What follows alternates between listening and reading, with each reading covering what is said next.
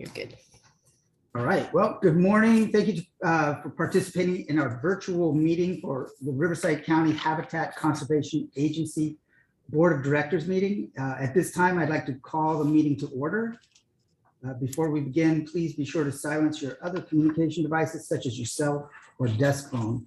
And during the meeting, all participants, except for the presenter and myself, will be placed on mute.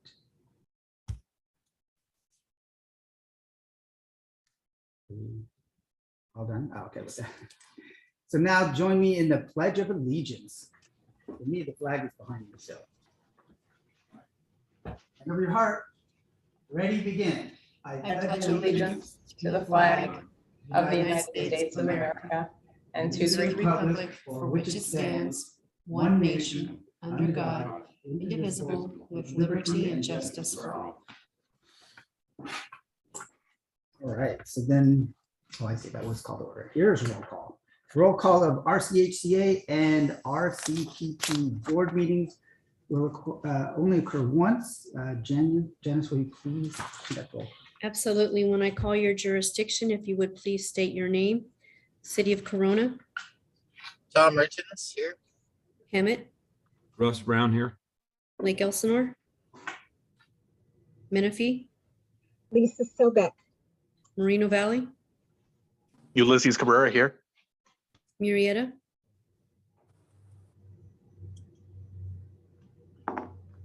Paris.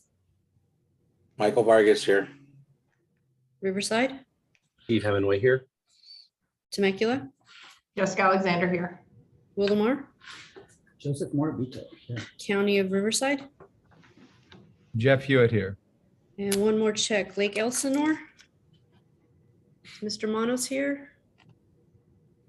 Or Murrieta. This is DeForest. That concludes the roll call, Mr. Chair, and we have quorum. All right. Okay, we will now recess the RCHCA board meeting in order to convene the RCPP board meeting. The RCPP, which consists of the same members of the RCHCA board, is a nonprofit organization that supports the efforts of RCHCA's various programs.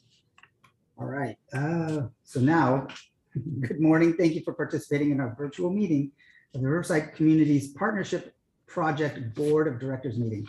At this time, I'd like to call the meeting to order. Okay. Are there any members of the public that want to address the board regarding any items within the subject matter jurisdiction of the board that are not separately listed on this agenda? Members of the public will have the opportunity to speak on agendized items at the time the item is called for discussion, and no action may be taken on items not listed on the agenda unless authorized by law. Whenever possible, lengthy testimony should be presented to the board in writing and only pertinent points presented orally. Do we have anyone? I have no requests and I see no hands raised. All right. So then the consent calendar. All items listed under consent calendar are considered to be routine and may be enacted by one motion. Prior to the motion to consider any action by the board, any public comments on any of the consent items will be heard. There will be no separate action unless members of the board request specific items be removed from the consent calendar. And I will alert you to there was a typo that's been fixed from resolution number 2022-2 to now it's 2022-02. The AB 361 findings was listed as resolution number 2022-02, but has been corrected to read 2022-01. Perfect. So then where do we go from this? So you'll want to get a motion in a second for the consent calendar, or if there are any comments to be made or items to be pulled. How about that? A motion for this in a second? Barris moves. County of Riverside seconds. Then we go for a Roll call vote. Yes, sir. City of Corona. Aye. Hemet. Yes. Lake Elsinore. Yes. Menifee. Yes. Moreno Valley. Yes. Murrieta. Paris. Yes. Riverside. Yes. Temecula. Yes. Wildomar. Yes. And County. Yes. Thank you very much. That concludes a roll call vote for those items, and they pass unanimously. All right. Item 4 is an update by Rihanna Fisher on the nonprofit status and activities of RCPP. Thank you, Chair Morbido. Good morning, everybody. So as of October 2021, the Riverside Communities Partnership Project achieved its nonprofit status of 501c3 through state and federal filings. As a nonprofit, the RCPP will serve as the entity to apply for grant funding to expand coordination among our partner agencies responsible for various land management, community development, emergency preparedness, and environmental stewardship. To help implement these activities, the RCPP has participated in hosting AmeriCorps teams in 2019 and 2020. This was paused due to the pandemic and will also be on hold during fiscal year 22-23 as well, in order for staff to secure housing for the teams while they're out. Therefore, while staff is conducting this research and looking for grant opportunities, there is no expected revenue or expenses for the RCPP for a budget for fiscal year 22-23. Once housing is secured, the RCPP will resume hosting AmeriCorps teams for conservation and community projects with our partners who participate in the program. And that concludes my report on item 4. Thank you, Rihanna. Do any members of the public have any questions or comments? There's no members of the public, are there? No, sir. Okay. How about any board members? We have any questions or comments? Lisa has her hand raised. And somebody has their hand I raised. see Lisa Sobek. Yes. Yes, thank you, Rihanna, for that report. I know you mentioned that you're looking for housing for the AmeriCorps teams. Just as to, I don't know if they have to have any special places to stay or to live. Like, do they need to be all together? I just know that in the past, I ran a foreign exchange program, and we just put it out to some organizations in the community, and people offered up their homes for individuals to stay at. And then my second question is, have we applied for any grants yet under this nonprofit? So because the nonprofit status was finalized in October 2021, no formal grants have been applied through this program yet. To answer your question about the housing, yes, they do need to stay together, and there's usually about 12 team members. It's just easier for transportation wise, so the van can pick them up and then take them to the location for the project. And then projects vary depending on time length, but they're usually about 6 to 8 weeks for a certain round. And then there'll be a period of break, and then we would apply for a second round.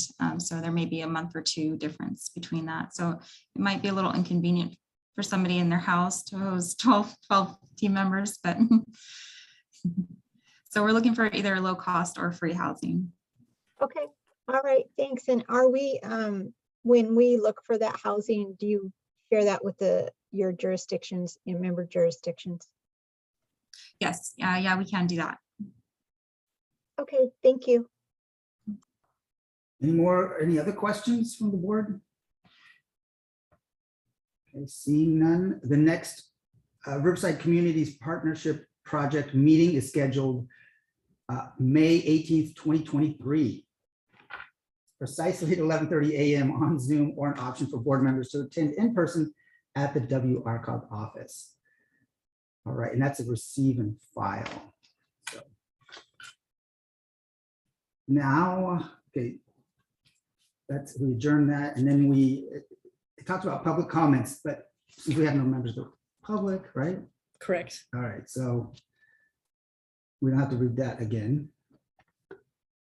All right, so consent policy, all items listed under consent and policy calendar may be enacted by one motion. Prior to the motion to consider any action by the board, any public comments on any consent and policy items will be heard. There will be no separate action unless members of the board request specific items be removed from consent and policy calendar. So are there any items that anybody would like to have pulled? And if not, I'm looking for a motion in a second. I make a motion. We approve the consent calendar. Second. Was that Temecula who seconded? Yes, ma'am. Thank you. City of Corona, Aye. Hemet, Yes. Lake Elsinore, Mr. Manos? Yes. Can you hear me? Yes, sir. Welcome. Is that a yes for the consent calendar? That was a yes. Thank you, sir. Menifee, Aye. Moreno Valley, Yes. Murrieta, Paris, Yes. Riverside, Yes. Temecula, Yes. Wildemar, Yes. and County of Riverside. Yes. That concludes roll call item, and those items pass unanimously. All right. Item 6 is a presentation by Brianna Fisher on the fiscal year 2022-2023 agency budget. Thank you again, Chair. So I'll be presenting on 6I, which is the agency budget. Our budget consists of two parts. There's the general operations and the Lake Matthews operations. There are some exciting changes in store for fiscal year 22-23. With the implementation of the range-wide management and monitoring plan, staff are gearing up for increased monitoring throughout the range of SKR. Therefore, RCHCA is proposing to change our organizational structure in order to meet its future operational requirements. We are doing this by removing one full-time open space habitat technician position. We are promoting a current open space habitat technician to senior technician. And we will also be hiring 2 to 4 seasonal open space habitat technicians with minimal impact to salary expenditures. In addition to those changes and to support the agency's need for the implementation of the monitoring program, staff is proposing a contract with the Santa Ana Watershed Association to provide 4 biologists for 6 to 8 weeks during the annual monitoring period, which will result in an expenditure increase by $75,000 to $100,000. An additional vehicle will be purchased, which will reduce the need to reimburse mileage for the contracted biologists and also serve to allow additional seasonal staff required transportation. These expenditures will be offset by mitigation fee revenues, which we have seen consistently increase over the past 2 years, and also the Bureau of Land Management Option Year 2 grant funds in the amount of $190,000. Additionally, the Lake Matthews Reserve Office is in need of some repairs, in addition to a restroom to accommodate the additional staff. So staff has allotted $100,000 in the budget for these improvements.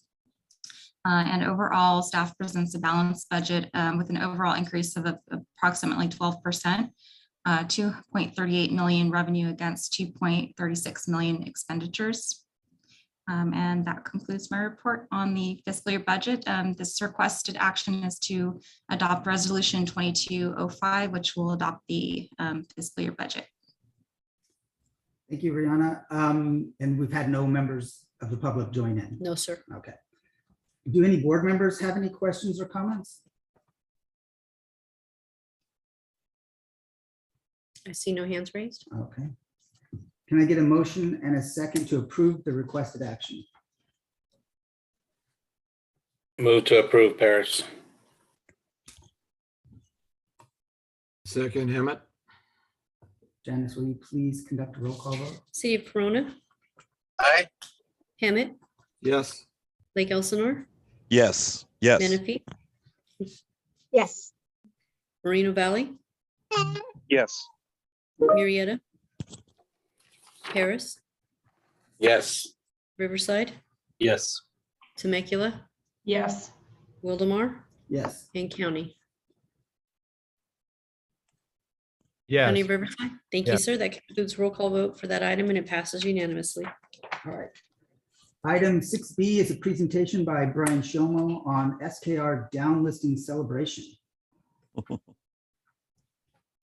Thank you, Chair Morabito. Brian Shema, the Director of the RCHCA. Late last month, we had an opportunity to celebrate the momentous occasion of downlisting a species here in California. For some of the new members, Stevens kangaroo rat was listed as endangered by the federal government in 1988. In 1991, the RCHCA was formed to acquire and set aside land for permanent conservation of the species in order to protect its habitat and ensure its long-term survivability. However, it still remained endangered after we acquired all the land, the 15,000 acres that was required in the RCHCP. So for the last, 2 decades, decade and a half, the RCHCA has worked diligently to promote management throughout the SKR reserve system and to begin basically acquiring and setting aside the land to ensure the long-term survival of the species. At last February, we had the opportunity to celebrate the occasion of downlisting the species permanently from endangered to threatened. We had a small celebration out at this Southwest Multi-Species Reserve. It was well attended.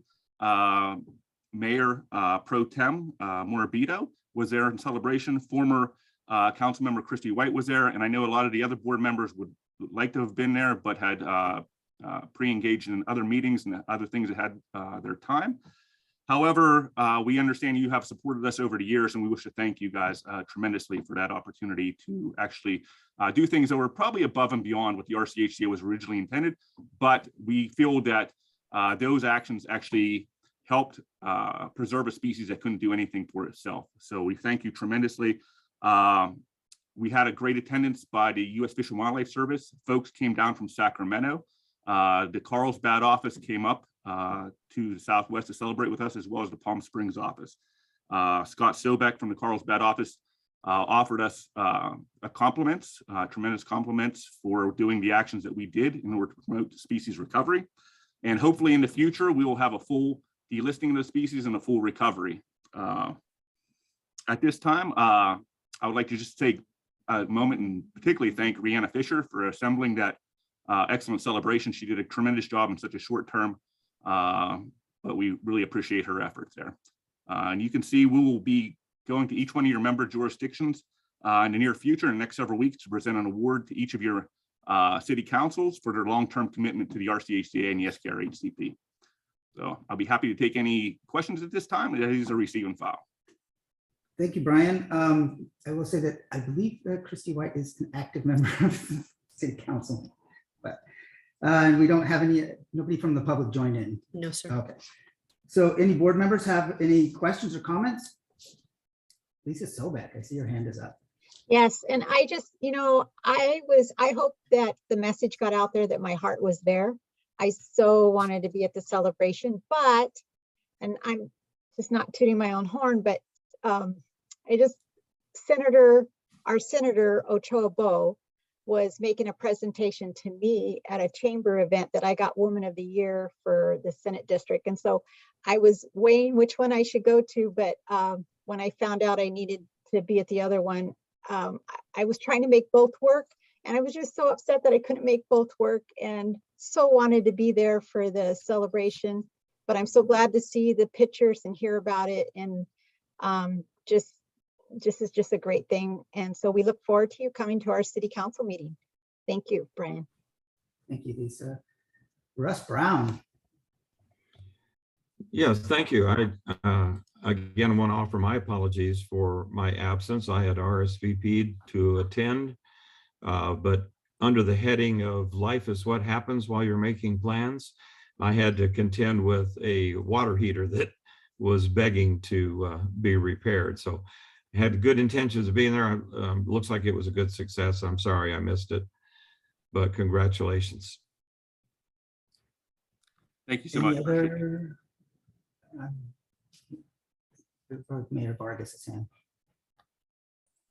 Yes, I too, I was definitely planning on being there, and I had some unexpected events that came up over that weekend.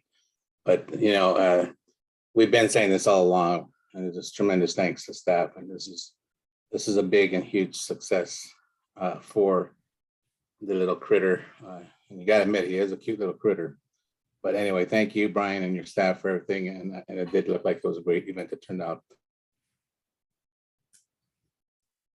We have more comments or questions? I see no hands raised. Well, I'll add a comment. I went there and it was great. I missed I overlooked the memo that said casual or something. I was wearing a tie. But not as many board members attending, that left plenty of excellent Mexican food for me. And I won one of the gift baskets because there was a fewer pool of tickets to choose from. Anyway, it was terrific. So, okay, with that, we will go to item 6C. This is an update by Harry Sandoval on the staff's efforts and meetings to discuss opportunities regarding species recovery efforts for Stevens kangaroo rat. Thank you very much, Chair.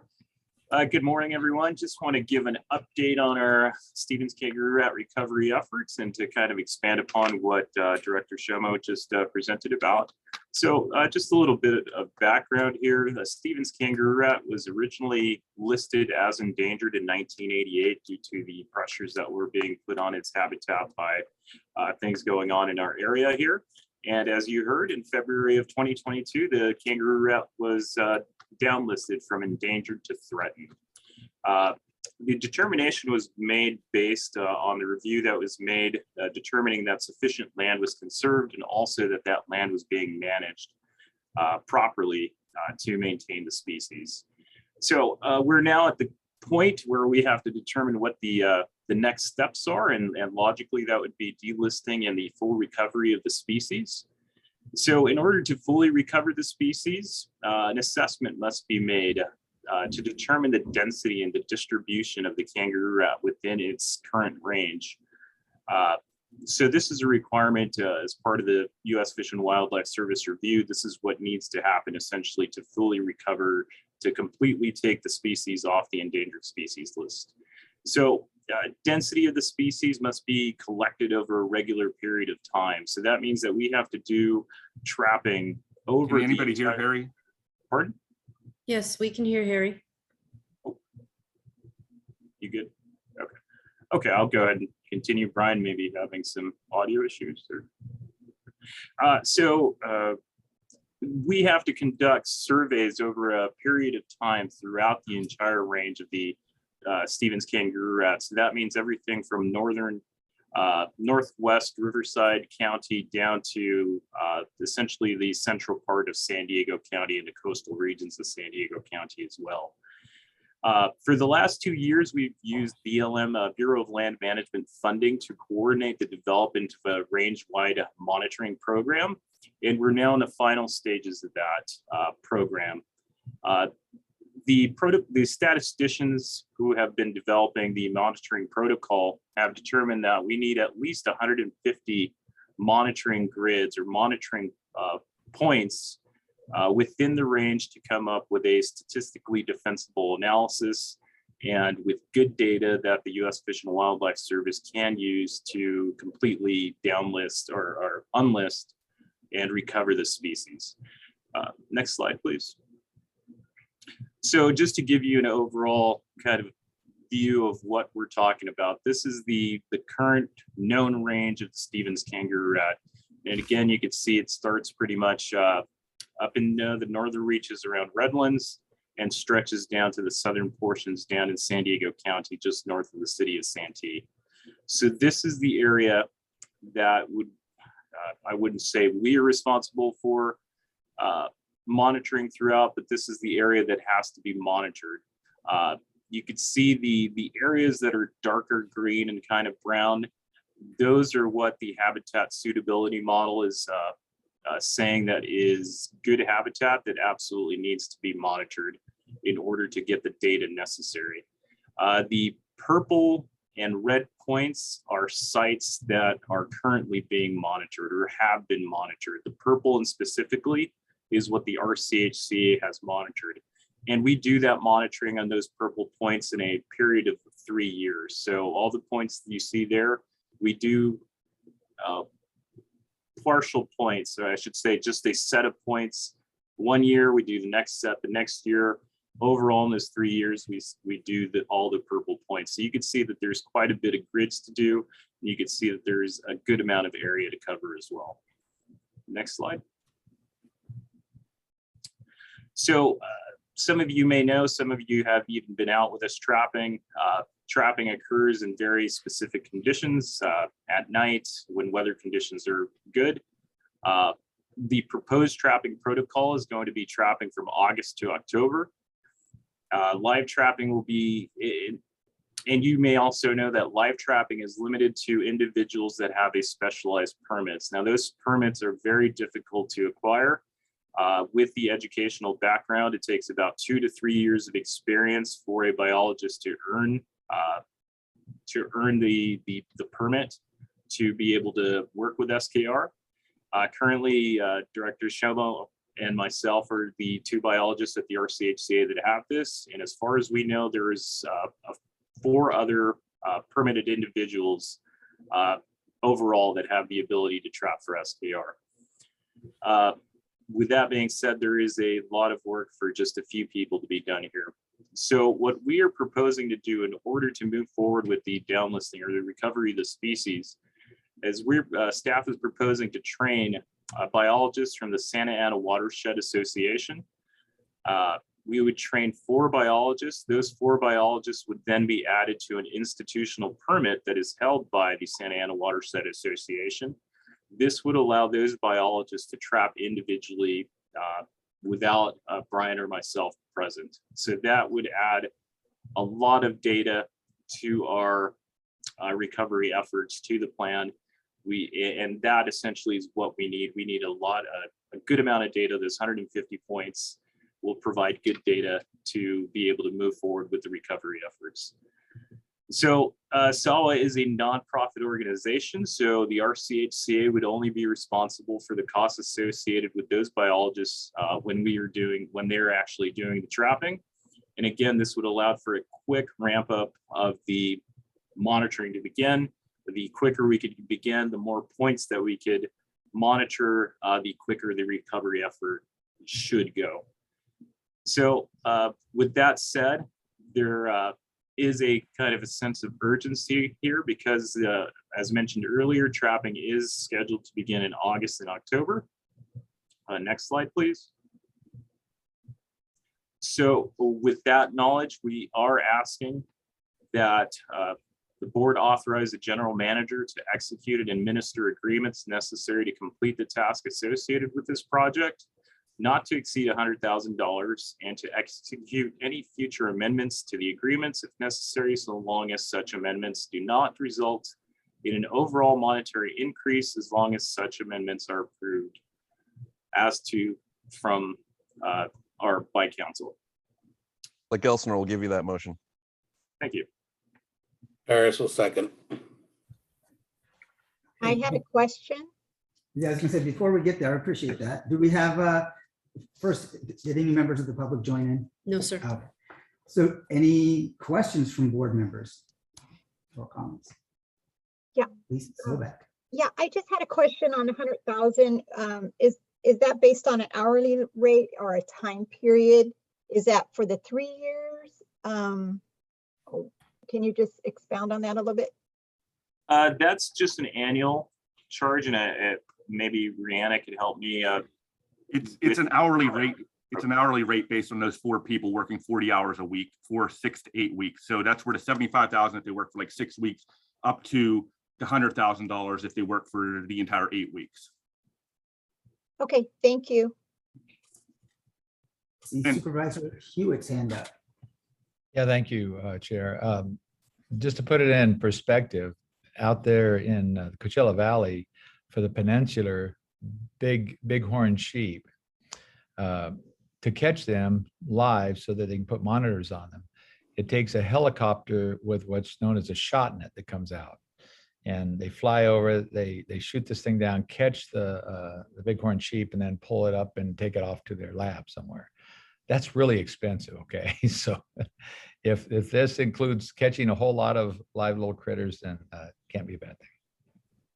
And I just want to add, and Harry talked about it, but I just want to emphasize, from an agency perspective, you don't want to rely on Harry and I's personal permits for this species. We could go, I could retire, Harry can go do a better, or another job. I don't want to say a better job.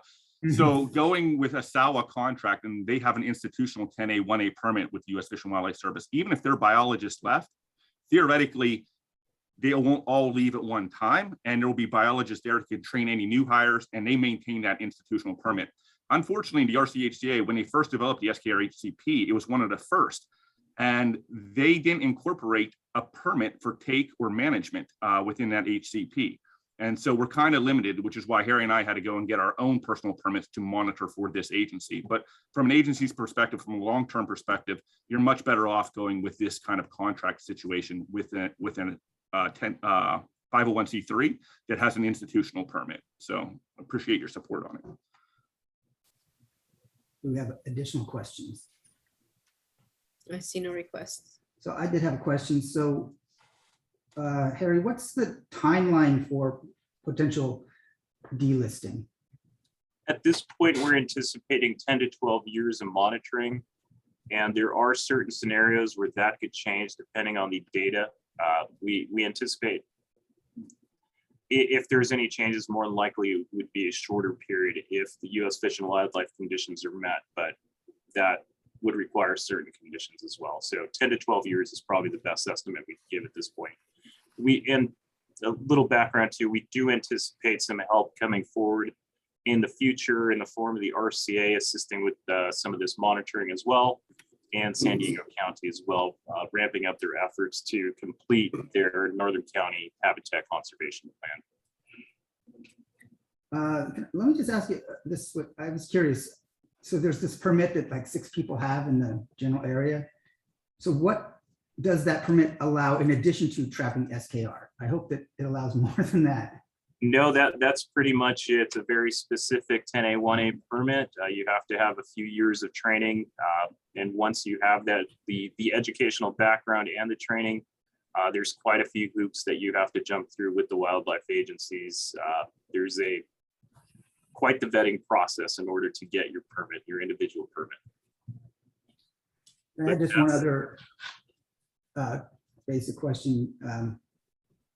So on these protected lands, are there threats to SKR? I mean, I'm assuming that the SKR's big threat was always man. And now that we're not on those lands, I'm just curious, so nothing should be bothering them at this point? At this point, I think the greatest threat that there is, since the lands are mostly all conserved, or at least in our region are conserved, San Diego is working on their conservation. I think at this point is the biggest factor is management. With sufficient or proper management, most of the threats that exist or have been identified should have been mitigated at this point, but perhaps a lack of management or a lapse in management may be a threat.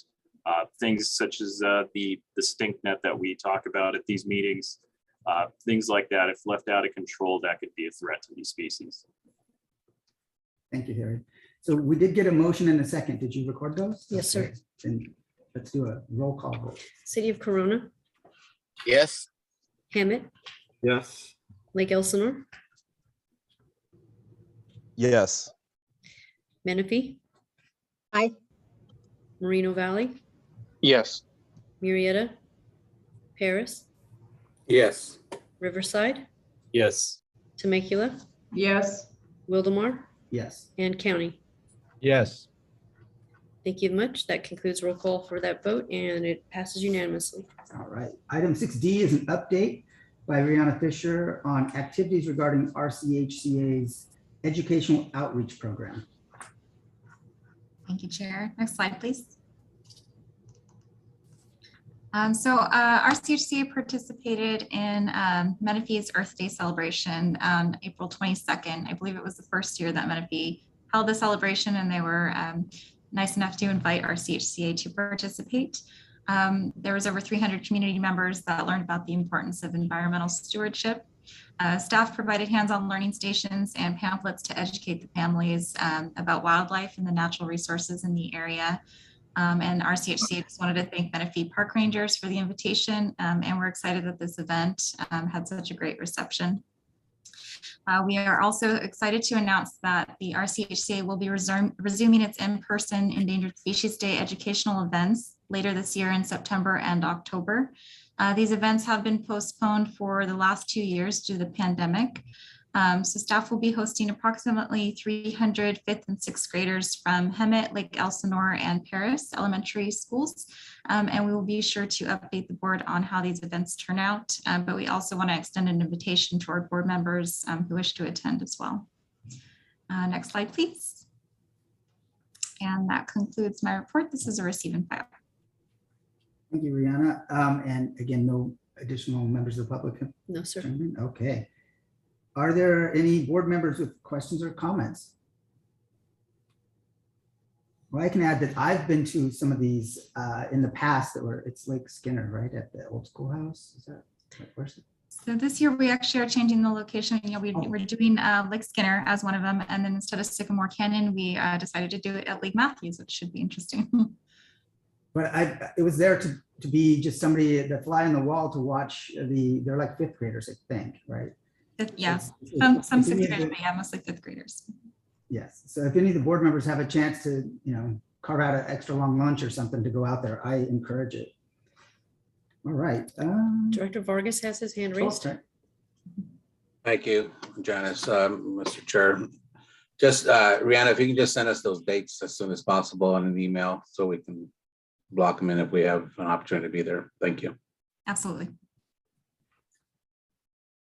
No other questions? And that was a receiving file. We can go on to item 6E, which is presentation by Harry Sandoval on RCHCA management and coordination efforts occurring for RCHCA owned lands at Lake Matthews and Steel Peak reserves. Thank you, Chair. Just a quick update on management and monitoring here at the Lake Matthews Reserve.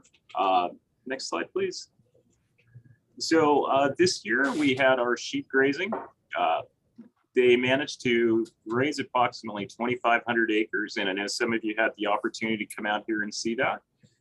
Grazing is a really nice way of getting our habitat in good conditions out here. It's also mutually beneficial. We get land management and the sheep owner gets grazing essentially, or gets some nutrition for their animals as well. So out here, we manage the grazing in a way that mimics prehistoric native herbivore activity. So we try to do everything just as nature would have taken care of it in the past. And it turns out we get some really good SKR habitat resulting from that grazing. Next slide, please. This year, we also conducted prescribed burns on a little bit over 150 acres. Those prescribed burns, again, provide control of invasive grasses. It maintains our SKR habitat, creates new SKR habitat as well. It's also a very good opportunity. It's a mutually beneficial for us. We get the habitat taken care of. CAL FIRE is the one that conducts the burns for us, and they get training opportunities. So this is a very big and one of the only opportunities that up and coming firefighters get to practice igniting fires to control wildfires as part of their C234 course. We also had a fire investigators course out here. So CAL FIRE police get to come out here and determine ignition points and determine things to prepare them to investigate arson cases and other types of fires out here. This year, hats off to CAL FIRE. We provided them some land that had some very interesting topography. We had a lot of vegetation in these areas that we wanted to keep. We can't burn just everything, as you can see from the image on the right or the picture on the right there. A lot of preparation work went into protecting some of the species that we want to maintain out here. CAL FIRE did a really good job of working through those areas and accomplishing our management goals while getting their training done. This year, we burned an area that hadn't been burned in 25 years. So again, another benefit of this fire was also providing some defensible space to residences in the area. So there's not going to be that much of a threat of a wildfire coming in through the reserve and threatening residential structures or anything adjacent to our property. So overall, again, hats off to CAL FIRE. They did a great job this year, and we got a good amount of management out of that. Next slide, please. Finally, something that we're proud of this year is that RCHCA staff was invited to speak in various forums this year. Topics that we covered were achieving the downlisting of the SKR. We also were asked to talk about how we manage or how we function in habitat conservation plans. Also, some of the innovative techniques that we use, such as our weed mapping and management programs. So that was a great honor for us. We presented at the International Association of Landscape Ecology's annual conference this year, a meeting of the Western section of the Wildlife Society, and also a Tri-Counties Land Management Coordinating meeting. So we got the opportunity to share and get some feedback as well. That was a great opportunity for us. So I believe that concludes my presentation, and this is a receive and file as well. Thank you, Harry. And I didn't see any members of the public join in. So No, sir. we'll go straight to the board members. Are there any questions or comments? I see Russ Brown's hand up. Yes, thank you, Chair. I appreciate that report. Just a question about the controlled burns and also the grazing management. I know that in previous meetings, we've had a lot of discussion about the invasive stinkweed and that problem that it represents. Are these, particularly when the sheep are grazing, are they helping with that stinkweed expansion control problem? Unfortunately, the sheep will not graze on stink net, at least not when it's mature. Like us, probably they have an aversion to it. So, you know, that's not doing much, but the fires are helping with that. We, part of the prescription of burning the lands out here, or as the prescription, we try to have the fire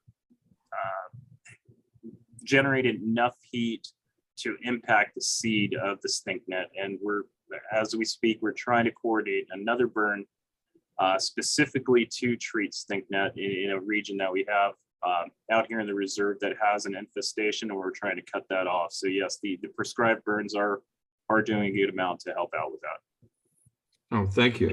Sure. I see Lisa Silbeck's hand up. Yeah, just going off of what Russ's comment. Well, first of all, I gave you a little clap or hands up. That great job on the presentations. It shows that the RCHCA is being recognized as an agency that's done very well with downlisting. So I think that's great that you were invited to share and to be presenters. But on the stinkweed, I just see it everywhere now. I even saw it. I live in a neighborhood where we have a lake, and you can walk around the lake. I've now even seen it in the landscape areas, and it seems like the locals just think it's a pretty plant and just leave it. So I don't know what we can do. I think it's just all over now. So yes, it has proliferated greatly, and you are absolutely right. Sometimes we go online to look for photos of stink net for presentation or just for general purposes, and we'll usually find them in these beautiful landscape settings, and folks think that they're amazing. The smell is an odd thing to me. At first, it's okay. It's in the chamomile family, this plant, so some people use it as tea. Once you work around it, or once you have such a high concentration, to us, it's pretty sickly. So it's tough to relay the message that you really need to get rid of this. We try public outreach, we do what we can, but yeah, there is a proliferation, and it is an extremely difficult plant to get rid of. Do we have additional comments or questions? Sure. Oh, did we have something? Sorry. No, I was just going to comment on Harry. He gave a lot of compliments to CAL FIRE for doing such a great job with the burns and everything this year, but it really helped with his coordination and his efforts. He did a tremendous job. And we've been trying to get them not to burn up shrubs and everything in our prescribed fire for decades. And unfortunately, these are all trainees that come out for their firefighter certification. And sometimes that message is difficult to pass along to those students.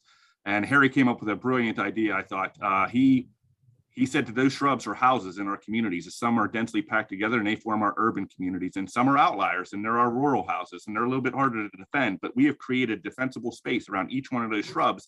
And so it's your job to protect them. And we made a test for them, and they did I think that finally got through and they could associate that. And they were able to really burn it nicely and protect a lot of the sage scrub out there and really work or train the way they would work out on a real fire. And that's due to Harry's excellent coordination and management of CAL FIRE and their crews out there. So he was part of the incident command center out there during the burn and was able to direct it and everything. So I'd just like to acknowledge his great management skills out there. So, thank you. I see Supervisor Hewitt's hand up. Yeah, thank you. Brian, thanks for adding that. That was a perfect metaphor for exactly what these CAL FIRE trainees are getting. If you've ever had a chance to go watch them in action, I went out and watched them do some big prescribed burns out near Lake Paris. And firemen are good at putting out fires, but they're also very good at starting them and doing a prescribed burn, having these little bottles of fuel that they go around and they start at all kinds of different places, but also that they're monitoring the wind and the humidity at all times, because remember, a prescribed burn doesn't want to turn into an out of control burn. So yeah, working with them, that's great. But if you can get them so they keep those shrubs, because the shrubs is what we want to keep. Sure. Yeah, I was going to add that yesterday I had the opportunity to go out to Lake Matthews with Brian, and it's Stevens from Riverside. I don't see his name on the list. Hemingway. Right, sorry. And we were out there for an hour or so watching the prescribed burn, and saw a new tool that I hadn't seen before called a McLeod, where it's like a nice heavy, handle for a rake. But on the one hand, it had like just a leaf rake, but then the other side, it had some teeth and a shovel so that they could go and, I guess, knock down a flame. And we saw them put out a tree. Was it elderberry, I guess, that caught? And so they went, yes, put that out. Yes, elderberry, and that McLeod is a neat tool. It's like a 3-in-1 thing, and it's a shovel, rake, and an axe essentially if they needed to. So they're well equipped. We just sometimes they forget to use it when they see some of the more sensitive habitat going up in flames. So a quick reminder, and they were on it though. So really commend them as well. Yeah, and as it is, I made a video when I got home. I took a bunch of video and put it together. So if you're on Facebook, you can go to Joseph Morabito, City of Wildemar, and you can check out a 3.5-minute video of what it looks like at a controlled burn. It gets pretty close to you, but the flames fortunately aren't much more than, I don't know, 4 or 5 feet high. And if it's 40, 50 feet away, it wasn't too hot, but I can only imagine in August with real flames. It must be just terrible. But all right, then we can go on to item 6F, a presentation by Brian Shomo on the potential disposition of RCHCA surplus lands outside of SKR core reserves and which feature no SKR occupation. Thank you, Chair. As you said, the item before the board today for consideration is the potential disposition of surplus land. Just for a bit of background, how we got here. In 1991, when the RCHCA was formed, the JPA gave them the power to acquire and to dispose of property. But at that point, we really didn't know where SKR were present. We didn't know what kind of habitat they preferred. There was a short-term SKR HCP in place prior to the adoption of the real SKR HCP in 1996, but the acquisition had begun. And so we were, the first director was buying land and directing the board to buy land in areas that we thought they were. Well, fast forward to 2006 and our acquisitions were completed. We had received notification and certification from the U.S. Fish and Wildlife Service and CDFW that we had acquired enough property to sufficiently say that we had 15,000 acres of occupied habitat of SKR. In 2006, we began to reconcile which land we needed and which land we didn't need. At that point, we determined that there were 8 parcels throughout Western Riverside, throughout the SKR plan area, that were surplus, that featured no SKR habitat. There was no SKR present, and we did not have those lands within a reserve system. So they have remained on our books for quite some time. And then once that reconciliation of the lands, once we determined what we needed and what we didn't need, we asked the board back in 2007 to adopt resolution number 2007-004. And it basically provided the policy of how we handle those lands if we want to dispose of them. And so for definition's sake, we define surplus lands as, again, lands that are not occupied by SKR and that feature no habitat for SKR and that are not needed in the SKR reserve system, that we have no foreseeable need for those. Those parcels are listed in the staff report. There are 8 of those. I won't go through the individual parcel numbers. But fast forward to today, and we were recently approached by Ecosystem Investment Partners. Now, these folks have created over 1,000 acres of mitigation bank near the San Jacinto River outside this unincorporated area of Nuevo. That area is protecting certain sensitive species like San Jacinto crown scale, vernal pools. The RCA also has a conservation easement over it, so they get conservation credit towards the MSHCP objectives for any lands that are within that mitigation bank. The mitigation bank is then used by developers in our region to offset their impacts to certain riparian areas or certain sensitive habitat types. You can see on the right here, the picture of our property out there. Our property out there, used in pretty much the entire area, was used previously as sod farming to develop sod or grass for houses prior to us acquiring it. It's become a liability over the years for us. We have a difficult time managing it. It's not something we focus our efforts on because we have other priorities as far as SKR management is concerned. And so we try to keep illegal dumping off. We try to keep illegal off-roading off, but we have a very difficult time doing that. Recently, the EIP has fenced part of the property, part of our property, which is what kind of brought this whole conversation around. We told them they would need to take down the fence because it was essentially illegally placed. They said rather than take down the fence, they would be interested in acquiring the property and incorporating our lands into the mitigation bank. So those 3 lands are featured, or those 3 parcels are featured on a map to the left of your screen. There are about 75 acres in total, and they are fully described for conservation in the Western Riverside MSHCP by the RCA. They are also entirely located within a FEMA flood zone, which makes their development nearly impossible. The RCHCA has previously tried to develop those parcels into a solar facility by raising the solar panels. We had some preliminary conversations with the RCA and wildlife agencies. That was squashed pretty quickly. Again, it's fully described. It's necessary for the MSHCP to reach its objectives for land conservation. And again, the FEMA flood zone makes it nearly impossible, to build anything out there. And so, next slide. So the RCHCA went through a kind of an exercise. Is this something we want to consider disposing of from a staff perspective? And so the policy states a procedure to go through, and we need to determine initially 4 different things. And we need to determine, is there any need for the property? And as I mentioned, we determined that there is no need for that property at this point. Are there any conveyance restrictions? We did a preliminary title search. It doesn't look like there's any conveyance restrictions, or number 4, it doesn't appear to be any licenses or other encumbrances on the property. And then finally, I'll back up just one more. Was this purchased with any state or federal funding sources? And are there any restrictions associated with that? And to our knowledge and from our research, it was not purchased with any federal or state funding.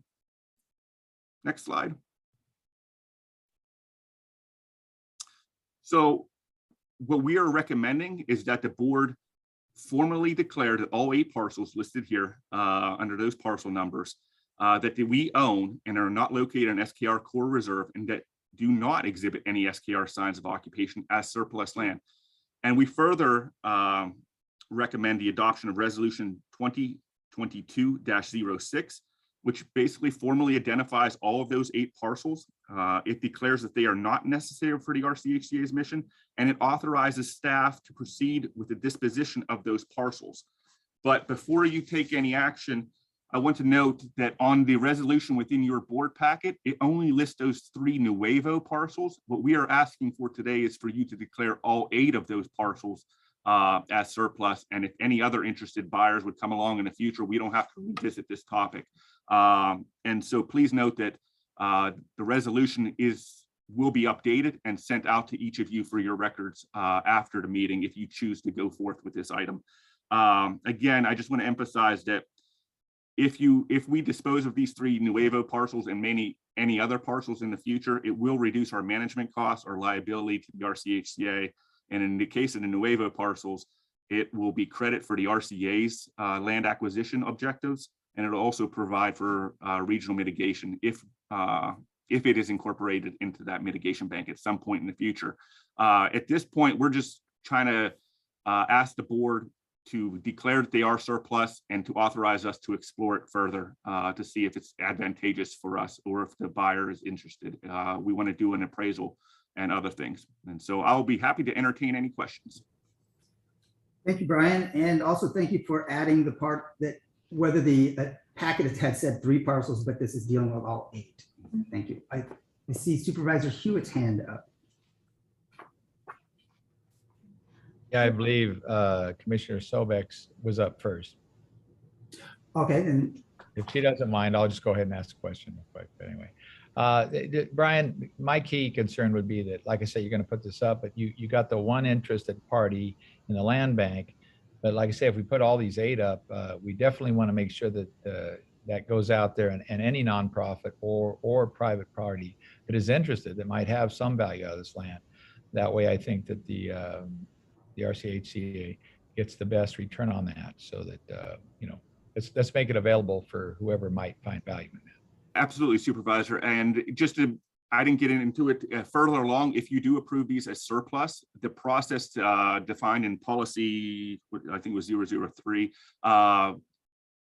requires us to offer it first to the RCA, to any nonprofits, low-income housing authorities. There's a whole list of people that we have to first offer it to ensure that they have the first right of refusal before we would entertain any kind of private party or disposition to any private party. But the key part there is that, remember, when more than one entity wants it, then the value goes up. It's like a bidding. So, there's that real fine line. We don't want to offer to that first if they're not going to give us what it's at least a minimum value of what's worth. And if we proceed with this at a future meeting, we will ask the board to form a negotiating committee, and they would have this, obviously, the negotiating ability to accept or deny any kind of price for these properties. So yes, I agree with you 100%. Great. Thank you. If I could just add, this is Aaron. Hi, sorry about that, lead counsel. If I could just add, Supervisor Hewitt, great questions. I just wanted to add also that really this is just that first shot, mostly driven by that surplus lands and really the HCD's rather extensive involvement in almost everything, it seems, these days. So. Yes, just to be clear, like as Aaron said, we're just asking you to declare that they're surplus and authorize us to explore the disposition of those further. And we will report back to you in September. Great. All right. Lisa Sobek. Thank you. So on a few things that you've mentioned, when you do, so you want us to declare all 8. First of all, we've only seen the map of 3 parcels. So maybe when you come back in September, you can show the location of all 8 parcels.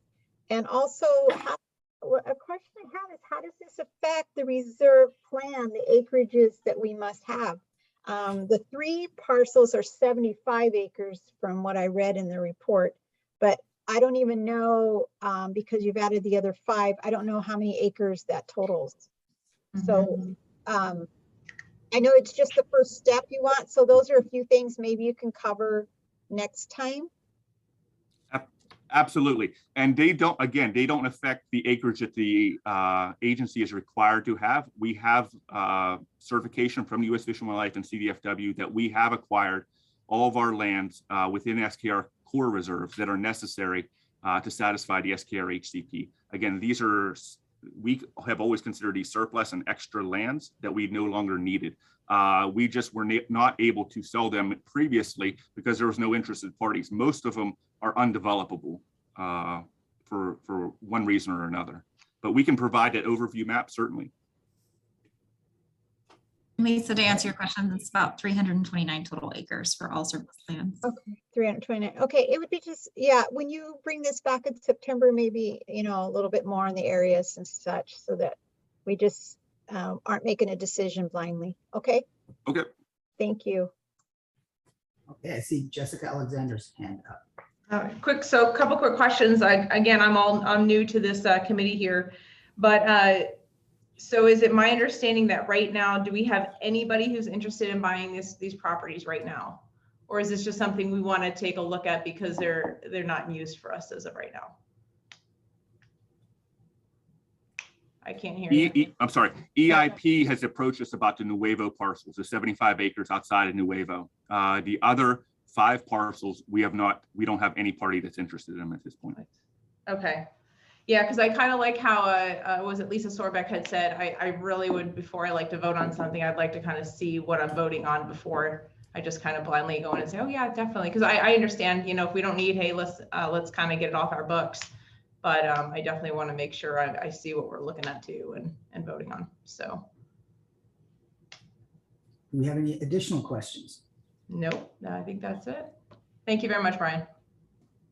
So do we need a motion? I'll be happy to make one. Yeah, I was gonna say, if we could get a motion in a second. Yeah, I'll make a motion that we go ahead and disposition of surplus lands. Supervisor Hewitt will make that second with the knowledge that this is indeed the first step. And we're not even going to know if people are interested until we do this first step. All right, then Janice, will you please conduct a roll call vote? City of Corona.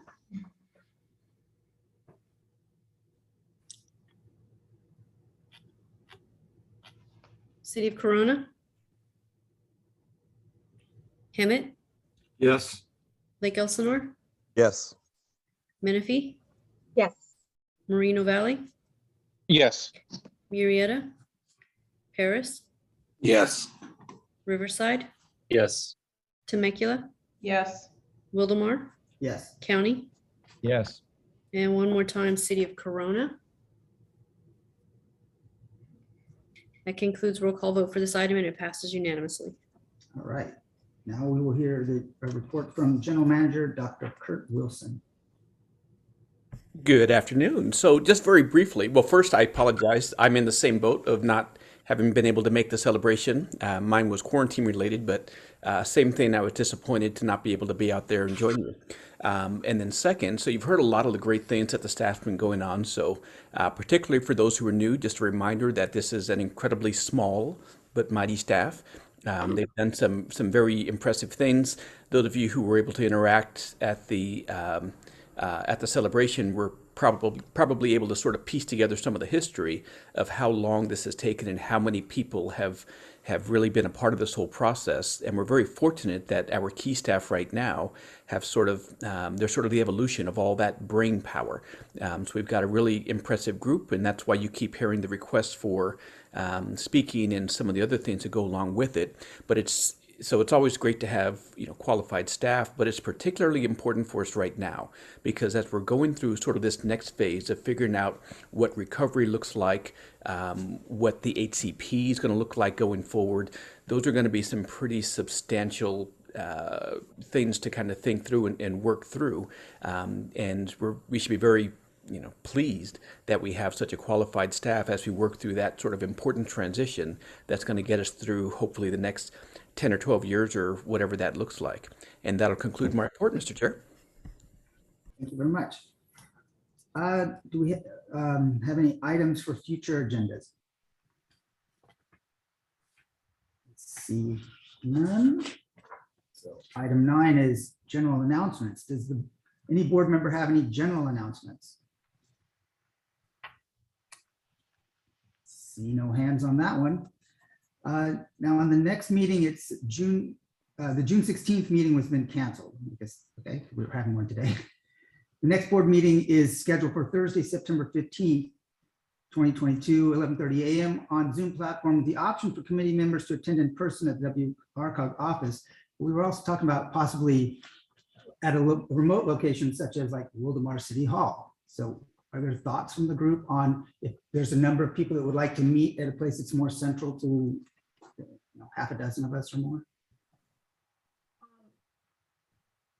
Okay, well, maybe we can talk, I don't know, like with email or something. Lisa has her hand up. Yeah, Okay, Chair, Lisa. Chair, as long as, for me, it's been actually great doing Zoom because of the driving distance just everywhere and because of my city council schedule. I guess I'm being a little selfish, but I feel like my time is used more wisely. So that's just my opinion. Sure. Yeah, as much as I enjoyed the in-person meetings, and I think the next one, as the chair, I would still come. It works easier looking across the table from Janice than being home, even though not doing the budgeting of an hour drive, whether it takes 40 minutes or not, is always nice. So I mean, I'd rather meet in person, but I mean, I totally understand the convenience of not, but I knew that that was an issue, so I wanted to bring that up if anybody else had a comment on it either. Chair, I would just add that if that was a decision that you made, I'd support you and show up. All right. Appreciate it. Paris, I'm good either way.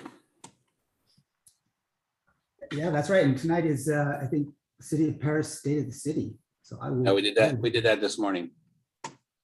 Actually, that was one of the best. I have already got compliments from other people, and they said that was the best state of the city of any city they've seen in several years. And that's kudos to Mayor Vargas. Whoa, hold on here. That is very contract. You don't count, Steve. You're not showing your face. That's right. That's awesome. All right. Well, I guess we are at the end of the meeting and we adjourn until next time. Thank you, everybody. Have a good day, everybody. Thank you, everybody. So Joseph, are you still there? I'm here. Yeah. So if you want to move that, let us know.